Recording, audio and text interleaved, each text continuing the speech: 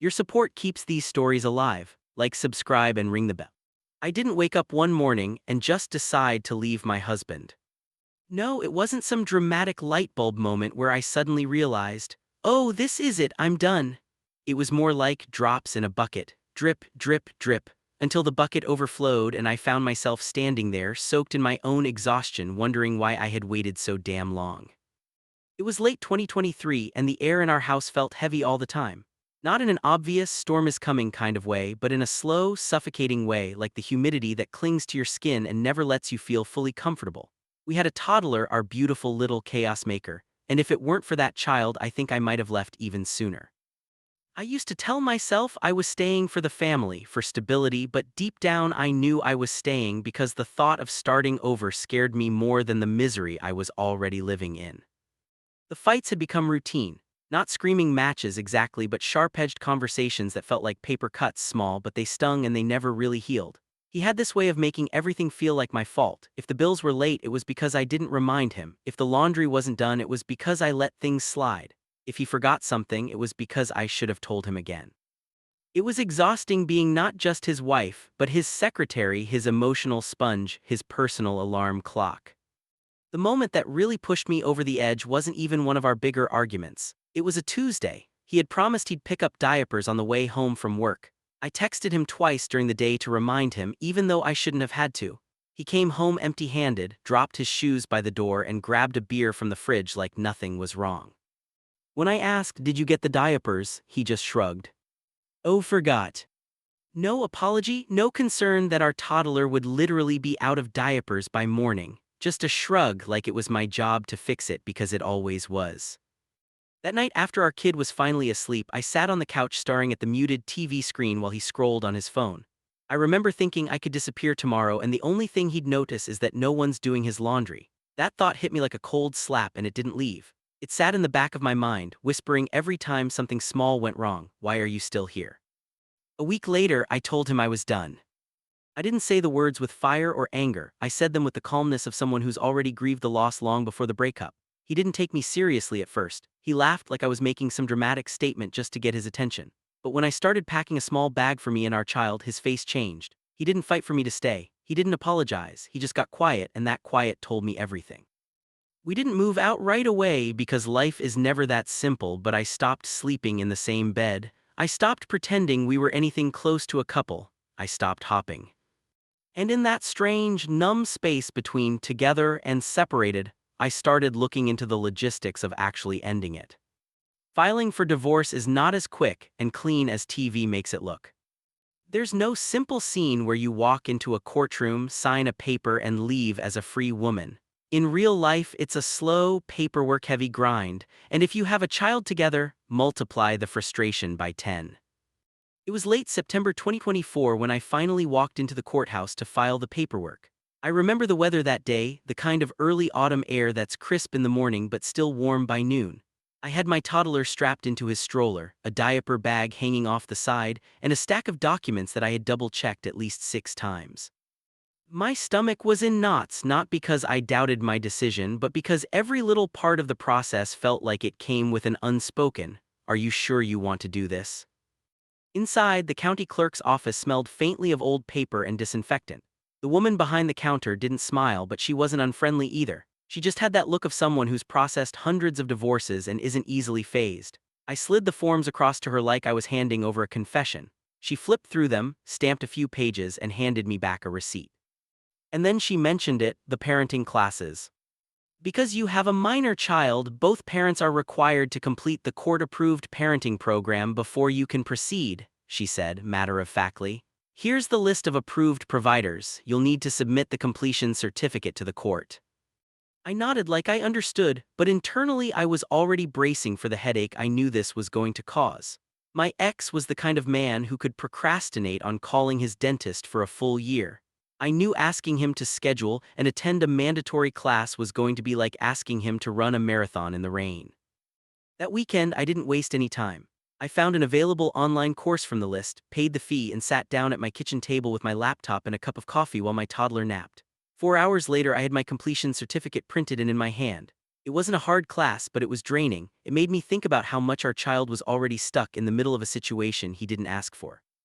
I slid the certificate into a folder with the other court documents and felt a little relief. One step done. That same night after I put our son to bed, I texted my ex. "Hey, you need to sign up for the parenting class, it's required for the divorce." He replied an hour later, "Yeah, I'll get to it." I could practically hear the shrug in his voice. Weeks passed. Every so often I'd bring it up. Not in a nagging way. I learned long ago that nagging him was useless, but just to check if he'd done it yet. Each time I'd get the same excuses: been busy, forgot, haven't had time, I'll do it next week. Meanwhile, I was juggling work, parenting, and trying to emotionally detach from the man I used to share a life with. He was living in some limbo where urgency didn't exist. By early January, the 90-day mandatory waiting period was up. According to the rules, this was the time when we could get our court date on the books and move toward finalizing everything. I was ready. Mentally, emotionally, logistically ready. But when I called the clerk's office to schedule the hearing, I hit the wall I'd been dreading. The woman on the phone checked our file. "Looks like the other party hasn't completed the parenting course yet," she said. "I know," I told her, trying not to sound as frustrated as I felt. "What happens if he never does it?" There was a pause. "He's required to. We can't move forward until we have both certificates." I asked again, "But what if he just does?" She repeated the same line, "He's required to," like repeating it would magically solve the problem. I hung up feeling like someone had just put my freedom on hold indefinitely. There was no plan B in their system for when one parent just refuses to play by the rules.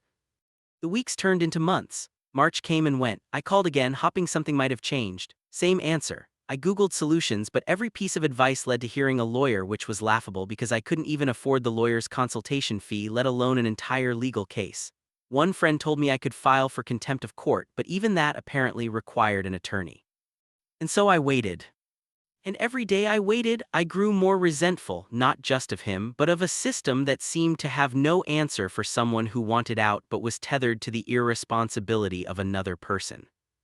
There's a kind of pain that comes from being stuck in a place you no longer belong but can't yet leave. It's not loud or dramatic. It's quiet, subtle, like living in a house where all the doors are unlocked except the one you need most. And the person with the key is sitting on the couch watching TV, pretending they can't hear you asking for it. After January, when the 90-day waiting period was officially over, I thought the hard part was behind me. I'd done everything required of me: filed the papers, paid the fees, completed the parenting class, turned in the certificate. I was ready to walk into that courtroom and have a judge sign the paper that would finally set me free. But instead I was left waiting.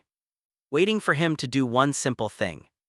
Waiting for a man who could barely return a text message in under 2 days to somehow find the motivation to schedule and finish a class. At first, I gave him the benefit of the doubt. Maybe he was genuinely busy, maybe he just needed a reminder, so I'd bring it up casually when we exchanged our son for visitation. "You had a chance to sign up for the class yet?" I asked, trying to keep my voice light. "Nah, I'll do it this week," he'd say every single time. This week became next week, which turned into soon. By March, I knew the truth. He wasn't forgetting. He wasn't too busy. He just didn't care. Or maybe he liked the fact that by doing nothing, he could keep me trapped in this half-married purgatory. Either way, the result was the same: my life was on hold. It started to seep into the small, daily moments. On forms, I still had to check the box for married. On medical records, my emergency contact was still technically my spouse. There were days I'd get the mail and see something addressed to Mrs. his last name and feel this flash of irritation, not because of the name itself, but because it was a reminder that I was still tethered to him in a way I didn't want to be. The worst part wasn't even the legal aspect, it was the psychological one. Every time I saw him, I knew he was holding the divorce hostage without ever saying it out loud. There was no argument, no direct refusal, just the endless shrug of a man who knew I couldn't move forward without his cooperation. That kind of passive resistance is its own form of control, and it worked because there was nothing I could do about it. The people I confided in had their own opinions. My mom tried to be supportive, but I could hear the frustration in her voice. "Can't you just make him do it?" she asked, as if I could bribe or threaten him into being a responsible adult. A friend suggested I just get a lawyer, like I had thousands of dollars lying around in a savings account. Someone else said I could file for contempt of court, but the county website made it very clear that such motions were best handled with legal representation. In the meantime, life went on, but it felt like I was walking in place. My son was growing, learning new words, becoming more curious about the world, and I was still answering his questions about why mommy and daddy didn't live together with vague phrases like, "Sometimes people are better apart." There were nights after he went to bed where I'd sit at the kitchen table with my laptop, staring at Google searches like how to finalize divorce when other spouse refuses parenting class and free legal help divorce with children. The answers were either unhelpful or unrealistic. I even considered calling one of those late-night legal hotlines, but I could already picture the scripted answer: "You'll need to consult an attorney about that." And so the months passed. Each one felt heavier than the last, and every time I saw him, every time I had to text him about drop-off times or our son's schedule, it reminded me he could have ended this months ago, but he didn't, and maybe he never would. By August, I wasn't even angry anymore. I was just tired, bone-deep tired, the kind of tired that makes you wonder if it's even worth fighting anymore. But then I'd look at my son and remember it had to be. Co-parenting is already a delicate balancing act, like trying to carry a glass of water across a tightrope without spilling a drop. But co-parenting when you're still legally married to the person you can't stand to be around, that's like doing it in the middle of a thunderstorm. At first, I told myself I wouldn't let the divorce mess bleed into how we raised our son. I had this image of us being the mature, separated parents, polite at drop-offs, keeping our personal frustrations out of the conversation, making sure our son never felt caught in the middle. But reality didn't care about my good intentions. It started small. We'd meet in the same grocery store parking lot every other Friday for custody exchanges. He'd pull up, engine still running, phone in hand. I'd unbuckle our son, hand over the diaper bag, and give a quick rundown of anything important: medicine if he was sick, reminders about bedtime. He'd nod without really listening, already half distracted, as if this whole interaction was just an errand he wanted to cross off his list. One evening, as I was strapping our son into his car seat after his weekend with his dad, I asked casually, "So, any progress on the parenting class?" He smirked, actually smirked. "I'll get around to it," he said, like we were talking about mowing the lawn. I remember gripping the edge of the car door so hard my knuckles went white, because in that moment it hit me, he knew exactly what he was doing. By dragging his feet, he wasn't just delaying the paperwork. He was keeping me tied to him, even if it was only on paper, and maybe that gave him a twisted sense of control. After that, I stopped asking directly, not because I didn't care, but because I was tired of giving him the satisfaction of seeing how much it bothered me. Instead, I'd keep our conversations limited to our son, but even that was hard. If he was late to pick up, no apology, just a traffic was bad. If I texted him about an important doctor's appointment, half the time no reply. If our son needed something, a new pair of shoes, school supplies, it became a negotiation instead of a shared responsibility. And here's the part that made me feel the most trapped. Because we were still legally married, there were situations where I technically needed his signature or agreement for certain things. School forms, medical releases, even something as small as updating emergency contacts felt like hitting a wall. Every signature request was another reminder we were still bound together, no matter how much I wanted to sever that tie. The emotional toll was exhausting. I'd get this knot in my stomach every time I saw his name pop up on my phone. Half the time it was something trivial: "I'll be there at 6. But the other half, it was some passive-aggressive comment about parenting. "Maybe you should try getting him to nap earlier. He seemed really cranky after your place." These little jabs were his way of keeping the power balance tilted in his favor. And then there were the moments with our son, the ones that broke my heart the most. Like the day he asked, "Why can't daddy live here anymore?" I told him gently, "Because mommy and daddy are better when we live in different homes."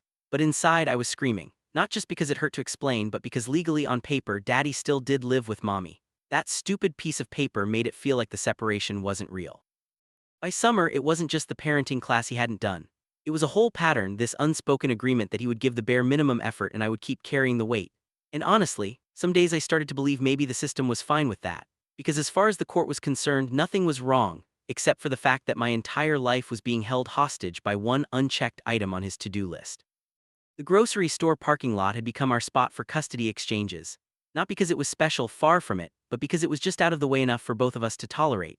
It was a place where neither of us could claim home territory. just a cracked stretch of asphalt that smelled faintly of fried chicken from the deli inside, with a view of the main road and a few flickering light poles that buzzed when the wind hit them. That evening in late June, the sky was painted with streaks of orange and pink, the kind of sunset that should have made me feel calm. But my stomach was tight, my palms sweaty on the steering wheel as I pulled into our usual corner spot. My son was in the back seat, head resting against the side of his car seat, his soft breathing slowing as he drifted in and out of sleep. I parked and just sat there for a moment, watching the way the golden light caught on the dashboard. I always gave myself those few seconds before he arrived, a kind of emotional deep breath, because I never knew what version of him I was going to get, distracted and distant, irritated and snappy, or that infuriatingly smug version that acted like this entire divorce was just an inconvenience I had invented for my own amusement. A minute later, I saw his truck coming in from the far entrance. I could hear the bass before I could make out the song, something loud and heavy enough to rattle the inside of his door panels. He pulled into the spot beside me at an angle like straight parking was beneath him. The music kept playing even after he shifted into park, and the low thump of it made my side mirror vibrate. I got out and went to unbuckle our son. He stirred, blinking sleep from his eyes, and mumbled, "I want to stay at your house tonight." My heart pinched. "You'll be back soon," I whispered, brushing his hair from his forehead. He walked over slowly, not in a hurry, like he had all the time in the world. Leaning casually against the bed of his truck, one arm draped over the side, phone still in his other hand. I handed over the diaper bag, the one I'd carefully packed with enough clothes for the weekend, plus snacks I knew our son liked because experience had taught me that his father rarely planned ahead. And without thinking too much about it, I asked, in that neutral tone I'd perfected over the months, "Any update on the parenting class?" It was supposed to be casual, light, maybe even a little hopeful. Instead of the usual "I'll get to it" or "haven't had time," he looked right at me, smirked, and said, "Why are you so obsessed with it? What's your rush?" Something in me snapped. I could feel it, like a wire pulled too tight finally breaking. My voice sharpened before I could stop it. "My rush? It's been 8 months since the waiting period ended. 8 months of you doing absolutely nothing to move this forward. I've done everything I was supposed to. You're holding the whole thing up because you can't be bothered to sit through a 4-hour online class." He shrugged like my words were background noise. "I'll do it when I feel like it. It's not like it's hurting anything." That laugh, the one that isn't really a laugh, more like a bitter exhale, came out of me before I even realized. "Not hurting anything? I'm still legally married to you. Every form I fill out, every decision I try to make, I'm reminded I'm tied to someone who doesn't care enough to finish one stupid requirement. You think that's nothing?" His smirk deepened, and his voice dropped into that infuriatingly calm register that always made me feel like I was the one losing control. "Sounds like your problem, not mine." My pulse was in my ears now. I gripped the edge of the car door so hard my fingers ached. I kept my voice low because our son was watching us, eyes darting between the two of us like he could feel the tension. "You're doing this on purpose," I said. "You're not forgetting, you're not busy, you're dragging this out because it gives you power, and the system is letting you." And then, the moment that made my stomach turn, he looked right at me, his smirk turning into something darker, and said, "Maybe I just like knowing you can't get rid of me that easy." For a second, I couldn't move, couldn't breathe. It wasn't even shocking. Deep down, I think I had always known this was what it was about, but hearing him say it out loud made it feel heavier, more real, like he'd just dropped his mask and shown me the real game he'd been playing. I swallowed down the dozen things I wanted to yell, the accusations, the insults, the truth, but with my son watching, I forced my voice into something flat and steady. "Bedtime at 8, I said, zipping the diaper bag shut. I handed it over, kissed my son's cheek, and stepped back. I got into my car without looking at him again. My hands shook as I turned the key. The air inside felt hot and suffocating, and as soon as I pulled out of the lot, the tears came. Angry tears, the kind that burn because they're about more than sadness. They're about injustice, about being trapped, about knowing that someone else is holding the key to your freedom and enjoying the fact that they get to decide when you can have it. That night, after my son was in bed, I sat at the kitchen table, the house quiet except for the hum of the fridge. I thought about his words over and over. "You can't get rid of me that easy." And I realized something. This wasn't procrastination. It wasn't laziness. It was control. And if I wanted that control back, I'd have to find a way to take it with or without the court's help. That night, the words "you can't get rid of me that easy" replayed in my head like a song I hated but couldn't turn off. I sat at the kitchen table, staring at the dark window, my own reflection looking back at me, tired eyes, messy hair, and that little crease in my forehead that had become permanent over the last year. For months, I had been telling myself that patience was the only option, that eventually he'd get around to doing the parenting class because even he couldn't drag this out forever. But after what he said, I knew patience was no longer an option. This wasn't about forgetting, this was about control, and I wasn't going to keep giving him that power. I pushed my laptop open and typed into Google, "How to finalize divorce when spouse refuses parenting class." The search results were a mix of unhelpful legal blogs, Reddit threads filled with people saying, "Get a lawyer," and government pages that all repeated the same infuriating sentence: both parents must complete the program before the case can proceed. I clicked through dozens of tabs, each one made the knot in my stomach tighter. I found one woman's blog post. She'd been stuck in the same limbo for 2 years because her ex refused to do the class. The only thing that got her through, hiring an attorney to file a motion for contempt, but even that took months. I didn't have months, I didn't have the money either. By midnight, I'd made a list in my notebook. Call the county clerk again, ask to speak to a supervisor this time. Look into free legal aid in my state. Call the parenting class providers to see if there's any way to force enroll him. Research if any states allow a waiver in extreme cases. The next morning, after dropping my son off at daycare, I started making calls. The first was the county clerk's office. I asked for a supervisor. She sounded tired before I even finished explaining my situation. "Ma'am, we cannot proceed without both certificates, that's the law here." I pushed back, but what if the other parent is deliberately refusing to do it? That's a matter for the judge, and you'd need to request a hearing. And how do I do that? Her voice flattened. "You'd need an attorney to file the motion." I hung up before my frustration boiled over. Next, I called a local legal aid number I found online. They told me they could put me on a wait list for a consultation. The soonest available was in 6 weeks. 6 weeks felt like a lifetime. By noon, I had coffee gone cold in front of me and a browser with so many tabs open that my computer fan was whirring like a small airplane. I found a state law PDF and read through it like I was cramming for a final exam. Buried in the legal jargon, I spotted something. In cases of noncompliance, the court may issue sanctions or proceed in the best interest of the child. It wasn't much, but it was something. I grabbed my phone and started calling parenting class providers from the approved list. One woman on the line told me she'd seen more than a few cases where one parent refused to take the class.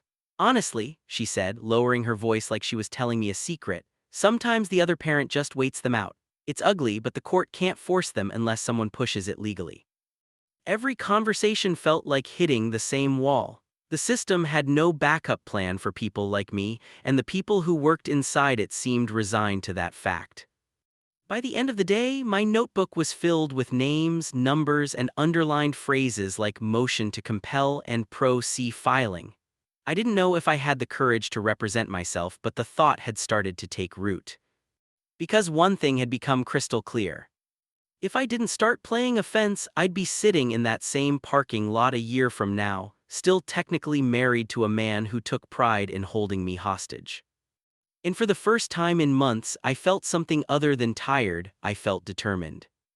I used to think courtrooms were only for people in suits, lawyers, judges, and maybe the occasional defendant in a nice shirt trying to look respectable. Ordinary people like me, we weren't supposed to step into that world without someone guiding us. But after that night in the parking lot, after hearing him say, "You can't get rid of me that easy," I knew waiting around wasn't an option anymore. If I couldn't afford a lawyer, then I'd have to become my own. The legal term was pro se. It sounded almost elegant, like something out of Latin poetry, but in reality it meant representing yourself, which translated to "good luck, you're on your own." I started small. One Tuesday morning after dropping my son at daycare, I drove to the courthouse, clutching my worn-out spiral notebook like it was a life raft. Inside, I went straight to the clerk's counter and asked, "What do I have to file if I want to request the court to move forward without him completing the parenting class?" The woman behind the counter blinked at me, then said flatly, "We don't give legal advice." I'm not asking for advice, I said quickly. I just need the name of the form. She sighed, disappeared into a back room, and returned with a photocopied packet. This is a motion form. You can fill it out and file it with the court. If you need help with the language, there's a self-help center on the second floor. Self-help center. It sounded like a yoga retreat. It was actually a small room with mismatched chairs, a couple of outdated desktop computers, and a volunteer who looked like she'd been helping people navigate red tape since the 1980s. Her name was Linda, and she didn't smile much, but she listened, really listened. When I told her my situation, the waiting period over, my class done, has not even started, she gave a slow nod. Seen it before, she said. It's petty, but it happens. Can the judge even do anything? I asked. She tapped the packet. If you file this, you're asking the court to compel compliance or make a ruling in the best interest of the child.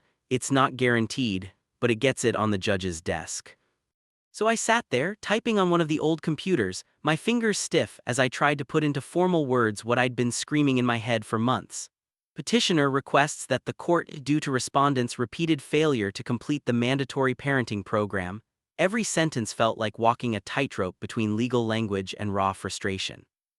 It took me 2 hours. By the time I was done, I had a 3-page motion, my signature at the bottom, and a filing fee I had to put on my nearly maxed out credit card.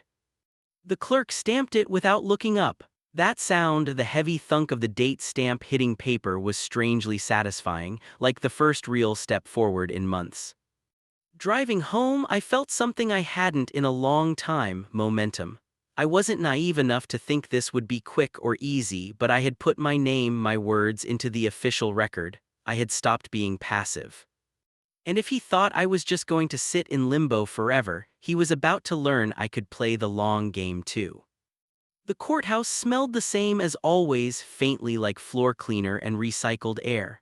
I was back at the clerk's office barely a week after filing my motion, not because I expected anything dramatic to happen, but because I wanted to check in person. The woman behind the glass window recognized me. She didn't smile, clerks rarely do, but she slid my case file across the counter and tapped the top page.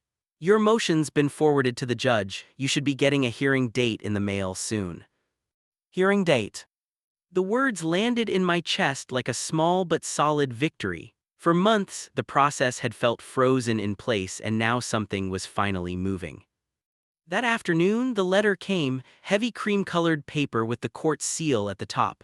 The hearing was set for 3 weeks out. It wasn't tomorrow, it wasn't next week, but it was something on the calendar, and that alone felt like breathing fresh air for the first time in months.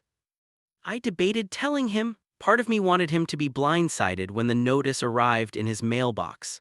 But another part of me, the part that still wanted to believe in being civil for our son's sake, decided to give him a heads up. I texted. The court scheduled a hearing regarding the parenting class. You should get the notice soon. His reply came 20 minutes later. Wow, so you're dragging me into court now. I stared at my phone, biting back the dozen sarcastic responses that came to mind. Instead, I typed, I'm trying to finalize the divorce. This is the only way forward. 3 dots appeared, then disappeared. He never responded. The next exchange at the parking lot was different. He didn't smirk. He didn't even make eye contact. He handed over our son's bag like it weighed 100 pounds. As I strapped my son into my car, I caught him muttering something under his breath. I couldn't hear all of it, but I caught the word petty. Good, I thought, let him think it's petty, because at least now it was his turn to feel uncomfortable. The weeks leading up to the hearing were a strange mix of anticipation and anxiety. I spent hours in the self-help center going over court etiquette with Linda: when to stand, how to address the judge, how to keep my statements concise and factual. Judges don't like drama, she told me. They like solutions. At night, after my son was asleep, I'd sit at the kitchen table rehearsing what I would say. I kept it simple. We have a child together. I completed my class within days of filing. He has had 8 months past the waiting period and has not completed his. This delay is preventing the case from moving forward. I wanted the judge to see me as reasonable, not desperate.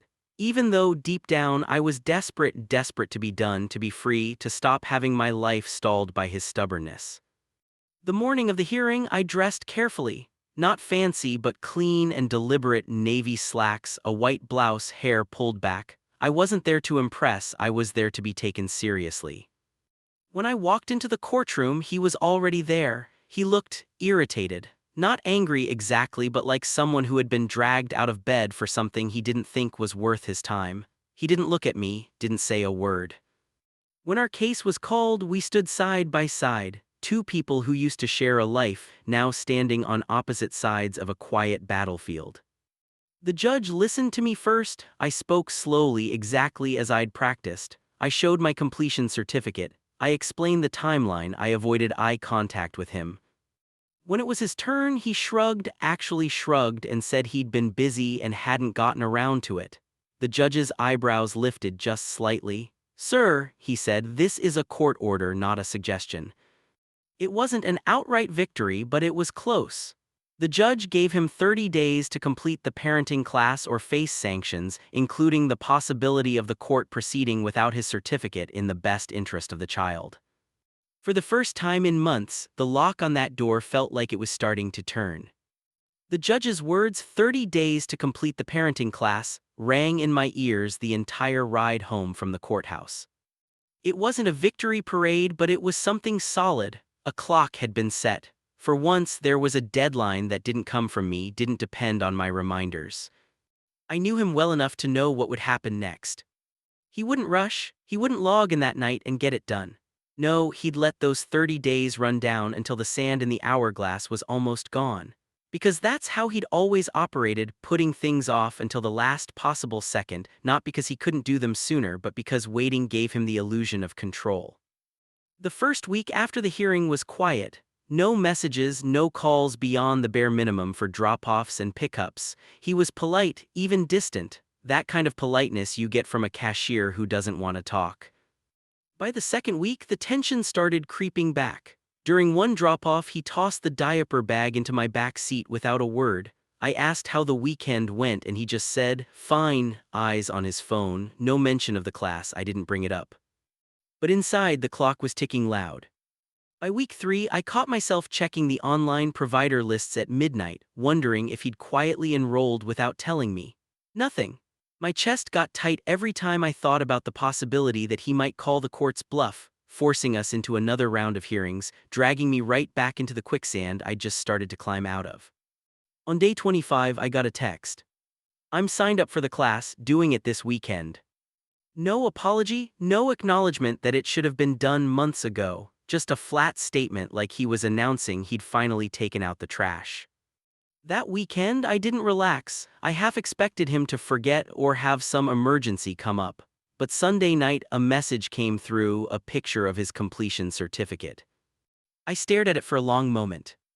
Not because I didn't believe it, but because it looked so ordinary. 4 hours of online slides and quizzes, a PDF printout. That's all it had taken to hold my life hostage for nearly a year. The next morning, I drove to the courthouse with my copy of his certificate and handed it over to the clerk. She clipped it to my file without ceremony, stamped it, and said, "We'll set your final hearing date soon." Soon. That word had meant nothing for so long. Now it meant everything. In the days leading up to the final hearing, I felt lighter. Not happy exactly, but unburdened. The invisible chain I'd been dragging around had finally loosened. But there was still a part of me that stayed on edge, like I couldn't trust this freedom until the judge's gavel came down and the ink on the final decree was dry. And I promised myself when that day came I wouldn't just walk out of that courtroom. I'd walk out knowing I'd fought for every inch of my own freedom. The morning of the final hearing, I woke up before my alarm. The sun hadn't even risen yet, the world was still in that gray, hushed state where everything feels suspended. I sat at the edge of my bed for a moment, feeling the quiet press in around me. This was it, the day I'd been chasing for nearly a year. I moved through my morning in slow, deliberate steps. Coffee, shower, hair tied back, navy slacks again, the same pair I wore at the last hearing, and a soft cream blouse. I wanted to look steady, calm, not victorious, not bitter, just finished. My son was still asleep when my mom arrived to watch him. She gave me a small smile and squeezed my hand like she knew words wouldn't help right now. "Go get it done," she said. The drive to the courthouse was quiet. No music, no distractions, just the sound of my tires on the road and the faint hum of my thoughts. I thought about the first time I'd filed the paperwork, how heavy the envelope had felt in my hands. I thought about every phone call, every trip to the clerk's office, every time I'd sat at this same red light wondering if I'd ever actually be free. When I walked into the courtroom, he was already there. He looked bored, leaning back in his chair, phone in hand. No suit, no tie, just jeans and a t-shirt, like he was here for jury duty he didn't want to serve. He didn't look at me and I didn't bother looking at him for more than a second. He was just a figure in the room now, not a partner, not even really an opponent. Just someone the law said I had to stand next to one last time. The judge called our case, we both stood. It was quick. Almost insultingly quick compared to the months of waiting and frustration. The judge looked at the file, flipped through the pages, and asked us to confirm a few details. Names, dates, our child's information. I handed over my parenting class certificate. The clerk confirmed his was on file too. The judge's voice was calm, efficient. All requirements have been met. The court finds the marriage irretrievably broken. The dissolution is granted effective immediately. He stamped the paperwork. That sound, the deep, mechanical thunk, was the moment it became real. I didn't cry, I didn't smile. I just stood there for a second, letting the words sink in, effective immediately. The judge gave a small nod, like this was just another Tuesday for him. For me, it was the end of a chapter I'd been trying to close for nearly a year. We walked out of the courtroom in opposite directions. No handshake, no goodbye, not even a glance. Just two people leaving a place that had held them in the same orbit for far too long. Outside, the air felt lighter. The sky was a pale blue, the kind that promises a warm afternoon. I stood at the top of the courthouse steps and took a deep breath. Freedom didn't feel explosive or loud. It felt quiet, like taking off a heavy coat you didn't realize you'd been wearing. On the drive home, I thought about all the little battles it had taken to get here, the late-night research, the self-help center visits, the uncomfortable parking lot exchanges, the endless waiting. And I realized something: the piece of paper I'd just been given wasn't the real victory. The real victory was that I hadn't given up when it would have been easier to just sit in limbo. When I walked through my front door, my son came running, arms open. "Mommy," he said, laughing as I scooped him up. He didn't know what had happened today. He didn't know about courtrooms or deadlines or parenting classes. All he knew was that I was home. And maybe that was the best ending I could have asked for, not fireworks, not celebration, but the simple, solid fact that I was finally free to move forward, holding my son in my arms.